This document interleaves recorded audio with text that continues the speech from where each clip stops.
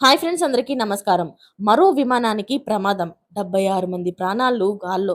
అసలు ఏం జరిగింది అన్న పూర్తి వివరాలు తెలుసుకునే ముందు వీడియోనైతే పూర్తిగా చూడండి. అలాగే సబ్స్క్రైబ్ చేసుకోవడం మర్చిపోకండి. 76 మంది ప్రయాణికులతో వెళ్తున్న ఇండిగో విమానం మదురై నుంచి చెన్నైకి ప్రయాణిస్తుంది. చెన్నై విమానాశ్రయంలో దిగే ముందు పైలట్ విండ్‌షీల్డ్‌లోని పగులునైతే గమనించాడు. పైలట్ అయితే ఆశ్చర్యపోయాడు. కానీ అతను తెలివిగా వ్యవహరించి చాకచక్యంగా ప్రమాదాన్ని నివారించాడు. తక్షణమే విమానాశ్రయంలోని ఎయిర్ ట్రాఫిక్ కంట్రోలర్‌లకు సమాచారం అందించాడు. భద్రతా ప్రోటోకాల్‌ను వెంటనే యాక్టివేట్ చేసి విమానాన్ని రన్‌వేపై సురక్షితంగా ల్యాండ్ చేయడానికి అనుమతించారు. అయితే ఈ ఘటన అక్టోబర్ 9 గురువారం రాత్రి చెన్నై విమానాశ్రయంలో అయితే జరిగింది.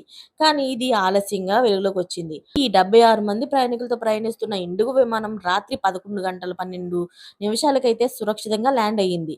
ల్యాండింగ్ తరువాత విమానం బే 95లోని ఆపేశారు.